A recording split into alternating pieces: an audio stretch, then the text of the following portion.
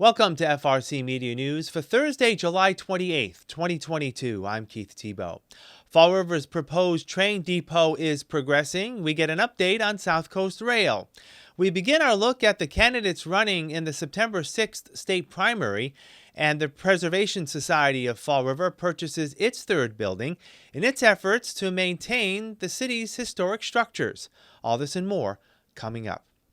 The promise to return rail service to Fall River is inching closer to reality.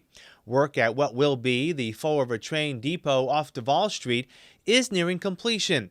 SouthCoast Rail project manager Gene Fox says Phase 1 of the project, which will connect Fall River and New Bedford to Boston through Middleborough, remains on time and on budget. She says crews continue to work around the clock to get the project completed with minimal disruption to the surrounding neighborhoods. We have been here now for almost 2 years, and people have been wonderful. The only complaints we get, and they're legitimate, are sometimes we do overnight work when we do have to take the track out of service and do a lot of work all at once, and it can be disruptive to sleep. We get the lights and everything else, but it's so short. It's a matter of days, and then they're out of the way. That's the only complaint. Everyone else in this city, Fall River, is wonderful. They are excited about the project. They're working with us. Complaints are truly minimal. SouthCoast Rail production manager Scott Kelly says the Fall River Depot station will contain some familiar elements, with construction due to wrap up later this year. It's a cookie cutter station. A lot of the very similar things you'll see on the commuter rail, all the signage and benches and rail, and canopies and stuff like that, and all the safety. Everything is pretty much the same as the MBTA puts out on the commuter rail. I'd say we'd be substantially complete with all the track work near the end of this year, and then the signals follow up right behind, and the testing and commissioning of those signals probably start in March, April of next year, and that'll go through midsummer, I'd say, and then there's a whole system of training the operator to come down and get used to this territory. Fox says all indications still point to the first train accepting passengers late next year. End of 2023 is what we are sticking to. We've put that out for when we got going, and we're sticking with it, with construction going so well. And that's in spite of what people are calling, the supply chain issues, the pandemic. We kept going. And we stayed on time, we stayed on budget, and we're really looking at the end of 2023 to have our inaugural run. Hopefully that will happen. Mayor Paul Coogan says the completion of the SouthCoast Rail project, combined with the city pier, gives city residents a vision of what is to come near the waterfront. As you look at what's going on North Main Street, just north of Weaver's Cove, and what's going on at where the train depot is going to be, right off Pierce Street there. This is marked progress now, and it's going full tilt. If you drive down to the country club, just look up and down the rails at how far along that's come and what those rails look like compared to a few years ago. So there's a ton of progress going on with the train. As far as City Pier goes, we're trying to grow some grass now, and as soon as we get some grass growing, we can get people out there on it. I mean, it might take 2 years, but it's come a long way, and when you drive by it, it looks really, really good, and it's going to be a showplace for the city of Fall River.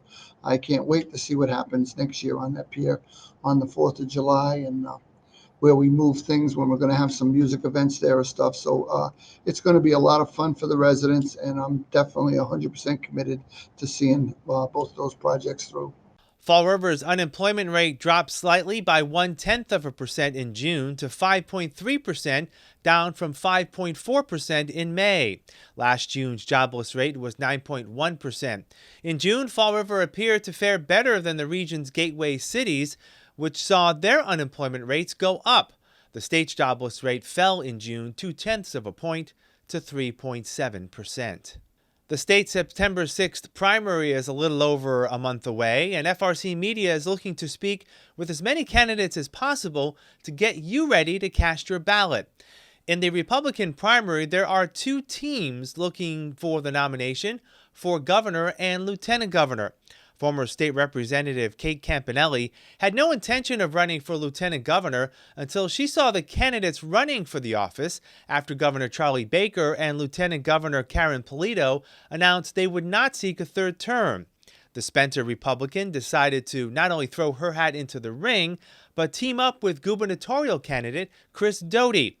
Campanelli says the style of Jeff Deal and Leah Cole Allen, who have received the endorsement of former President Donald Trump, does not fit well with what she feels Massachusetts Republicans should support. We're looking to unite everyone.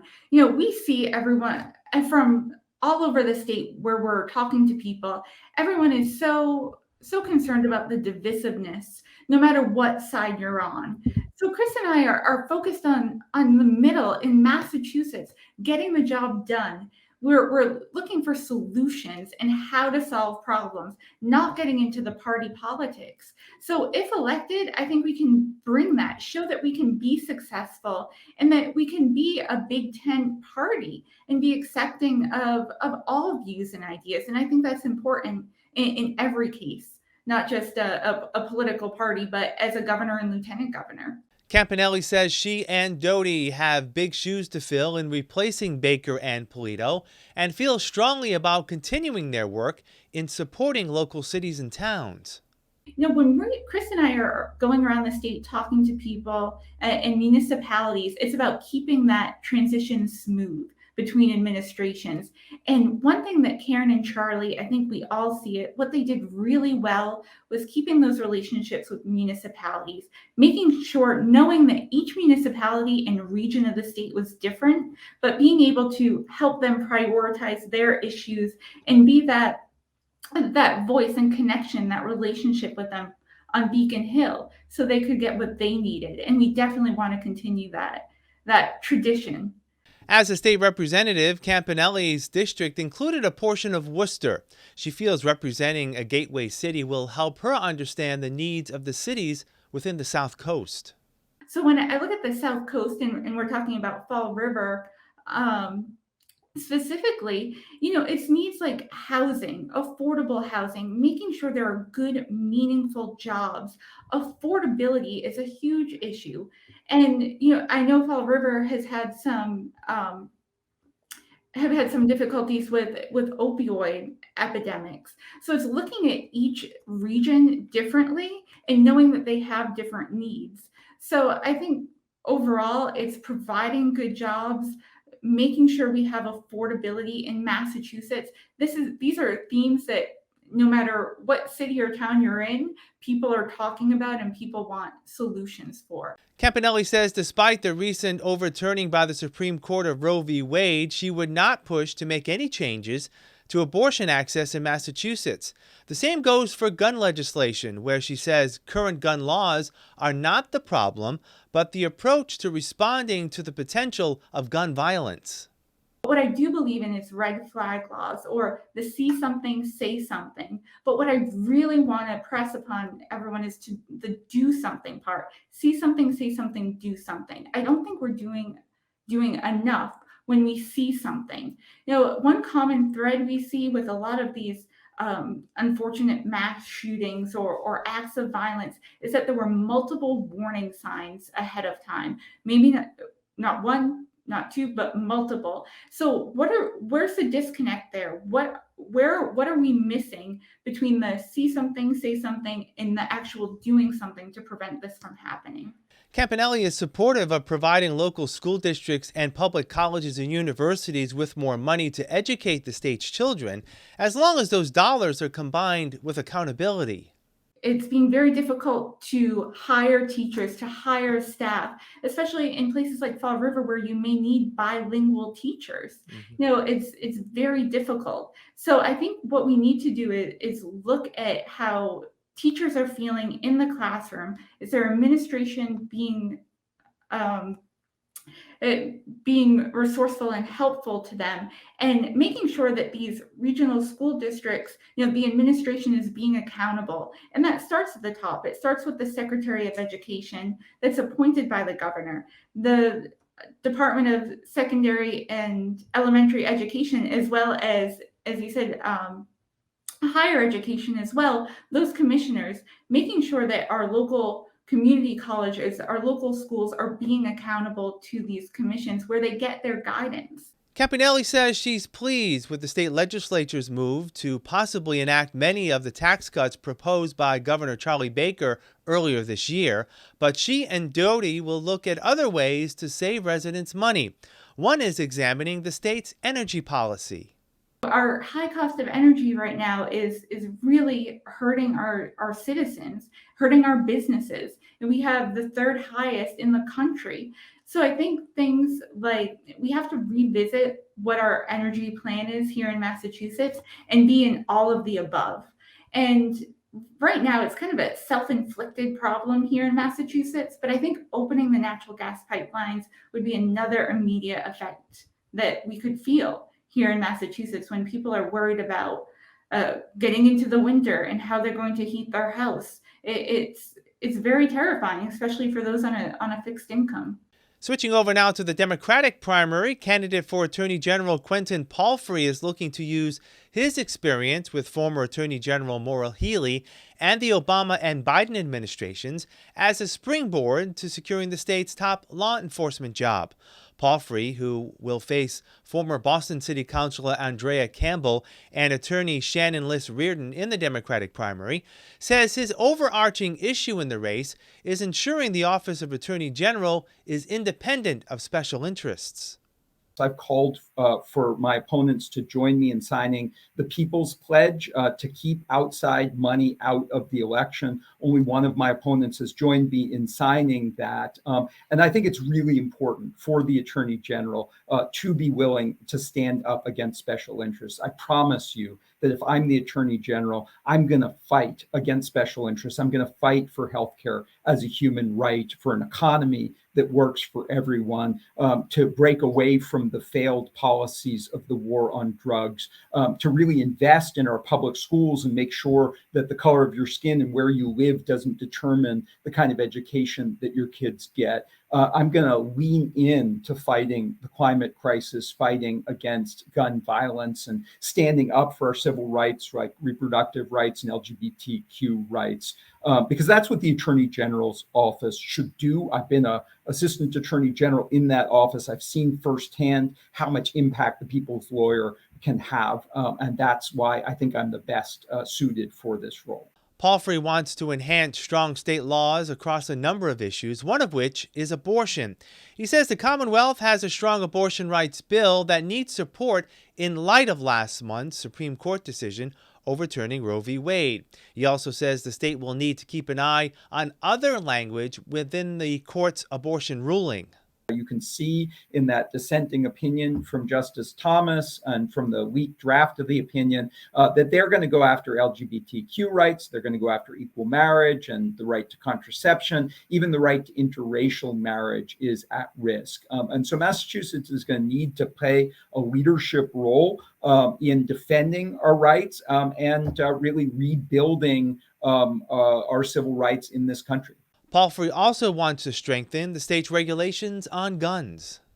We need to make sure that we hold manufacturers accountable for the harm that they cause, prevent weapons of war from coming in from other states. We need to crack down on 3D printed guns, which are an emerging threat. We got to crack down on bulk purchases and armories.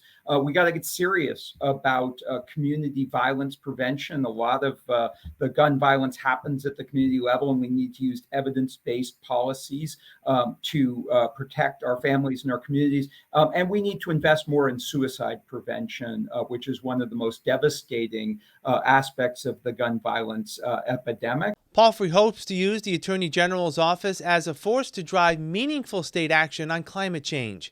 He says too often gateway cities like Fall River fall prey to polluters. In terms of the siting of polluting manufacturing facilities and other kinds of plants, they tend to be sited in the places that have the least political power. I've noticed that on Beacon Hill, sometimes they forget that the rest of the state exists. And so we need the AG to stand up and make sure that Fall River has a voice. So we got to look locally at the actions and the effects that this is going to have on our families and our communities. And we also obviously need to bring urgency to some of these global fights. Palfrey feels his role as Attorney General should also involve law enforcement efforts in cities and towns. I'm very interested in making sure that there's more police accountability. I've talked a lot about making sure that we root out the corruption and mismanagement in the state police, but there are opportunities for police reform at the local level as well. And so I would like to see the Attorney General's office as a partner with local communities and their leadership, but also as a watchdog. And I think it's important for the Attorney General to be the voice of the people statewide and in some of these local issues. We'll continue with more updates on the upcoming state primary in the coming weeks. You can view all our complete interviews with the candidates by visiting our website, FRCmedia.org. The latest weekly COVID infection and vaccination numbers released in Fall River show a pattern of flattening over the last few months. Here's the latest numbers based on a report released last Thursday, July 21st. 121 new cases of the virus were reported last week, up from 111 the week prior. Fall River now has 31,690 total cases since the onset of the pandemic. Vaccination rates remain flat, 68% of city residents having received at least one dose of the vaccine, 60% fully vaccinated, and 27% of all city residents have received the COVID vaccine booster. We'll have more FRC Media News after this. Here's some job descriptions on the latest hot jobs list from the Mass Hire Fall River Career Center. Shipping and Receiving Clerk. Rector Seal Corporation, located at 1244 Daval Street, is looking for a full-time shipping and receiving clerk, responsible for picking assorted product from rack locations, using barcode scanners, and loading them neatly by hand onto pallets to be processed and shipped to customers. Job number 173-17212. CNA, Sarah Brayton Nursing Care Center, located at 4901 North Main Street, seeks a part-time CNA to provide for activities of daily living by assisting with serving meals, feeding patients, and ambulating. Job number 173-20759. Diesel Mechanic, Republic Services, located at 1080 Airport Road, is seeking a full-time diesel mechanic to perform repair and maintenance work on diesel and non-diesel equipment and trucks. Job number 173-25226. Sales Management Trainee, Enterprise, located at 775 Pleasant Street, is looking for a full-time sales management trainee. For more information, call 508-677-9000. Atlantis Charter School, located at 991 Jefferson Street, has an immediate need for the following full and part-time positions. Child Care Worker, job number 173-23631. Paraprofessional, job number 173-23632. For more information about these or other positions, visit Mass Hire JobQuest at jobquest.dcs.eol.mass.gov or call the Mass Hire Fall River Career Center at 508-730-5000. Hello there, boys and girls, moms and dads. I have a very grand announcement for all of you today. On August 1st at 11 a.m. here at the Fall River Public Library, we are going to celebrate Harry Potter's birthday. That's right, and if you'd like to come, all you have to do is come down to the library and pick up your very own invitation to the party. Now, at the party, we will be hatching dragon eggs and making edible magic wands, and you can make your very own golden snitch. Oh yes, and one more thing. Make sure you wear your very best wizard wardrobe, because the best wizard wardrobe is going to win a grand prize. That's right.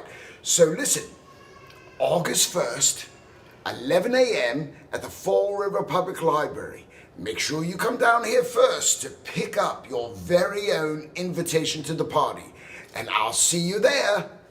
Welcome back.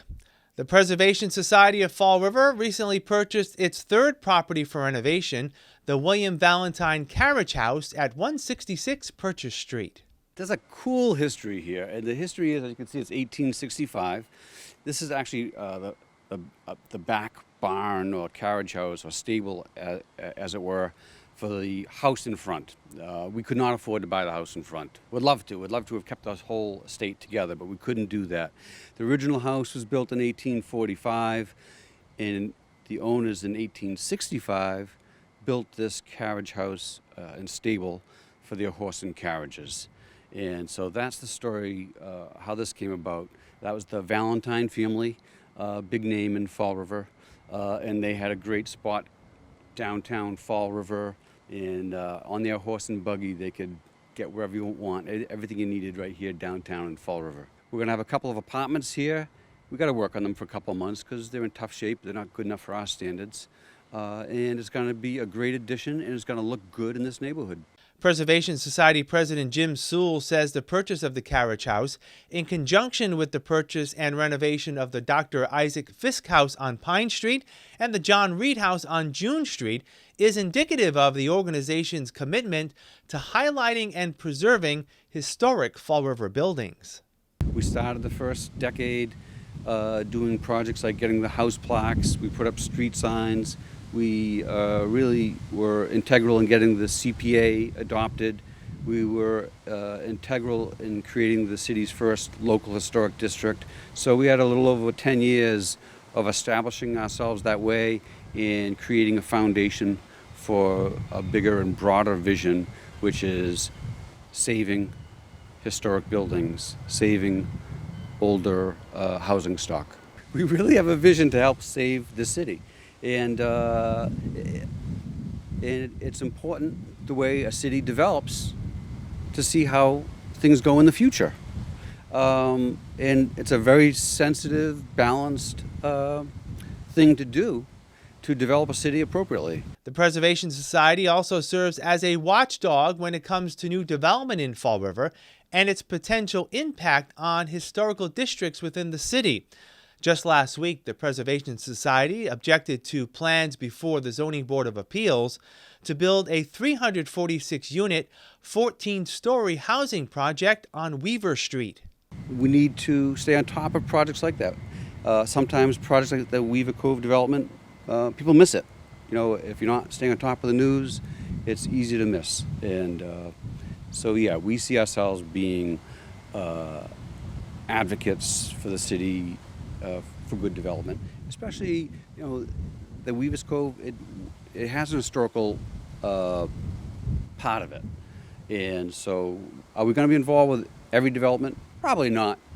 But if it has to do with historical districts or the way it affects other neighborhoods, we're probably going to have our fingers in it. Sewell says the Preservation Society has a short list of historic properties in the city it may be interested in purchasing when and if they go on the market. We will wrap up this edition of FRC Media News right after this. Welcome to Hot Dogs and Cool Cats. Today you'll be meeting this handsome boy named Aries. He is a 5-year-old German Shepherd mix. I think he might have like Dane or Lab in him. If you look at his ears, they're a little bit dish-shaped for like your typical German Shepherds. He is neutered and he is up to date with his vaccines. He was surrendered to the owner of his doggy daycare that he attended for quite some time because the owner couldn't care for him anymore. He is very docile and he's not crazy over the top energetic, and he doesn't have a really high prey drive like most shepherds do. So he should be relatively easy to kind of slide into most home situations. He knows the basic commands. He sits, he stays, he waits. He pulls a little bit on the leash, but he redirects really well, so it won't be, that's not a super, something really crazy that you'll have to overcome. If you're interested in him, his requirements will be no apartments. You will have to own your own home. Kids will be 12 plus. I would prefer a fenced in yard. It's not required, but it is preferred. No small animals at this point, and he can go with another dog, or he can go as the only dog. Today we have Franny. Franny is a 1-year-old domestic short hair. She's very friendly, very playful. She would do well in just about any home. She'd be good with kids, I'd say 5 and up. She loves to play, she loves to jump around. She's very playful, she loves attention. She doesn't really like being held too much for a long period of time. But like I said, she would be good for kids, probably 5 and up, just because she's so playful and we don't want anyone getting scratched. She'd make a great addition to any home. She's so sweet. She was a stray. She's adjusted very well here. She's a very friendly cat. She's 1 year old, domestic short-haired. If you're interested in meeting Franny, come on down to 300 Linwood Street. She would love to meet you. Hello there, boys and girls, moms and dads. I have a very grand announcement for all of you today. On August 1st at 11 a.m. here at the Fall River Public Library, we are going to celebrate Harry Potter's birthday. That's right, and if you'd like to come, all you have to do is come down to the library and pick up your very own invitation to the party. Now, at the party, we will be hatching dragon eggs and making edible magic wands, and you can make your very own golden snitch. Oh yes, and one more thing. Make sure you wear your very best wizard wardrobe, because the best wizard wardrobe is going to win a grand prize. That's right. So listen, August 1st, 11 a.m. at the Fall River Public Library. Make sure you come down here first to pick up your very own invitation to the party. And I'll see you there. That's all for this edition of FRC Media News. Please visit our website, frmedia.org, for all the latest news and local information. This program, FRC Media News, airs Thursdays at 6 p.m. and Fridays at 5:30 p.m. For all of us here at FRC Media News, I'm Keith Tebow. Have a great weekend. We'll talk to you next week.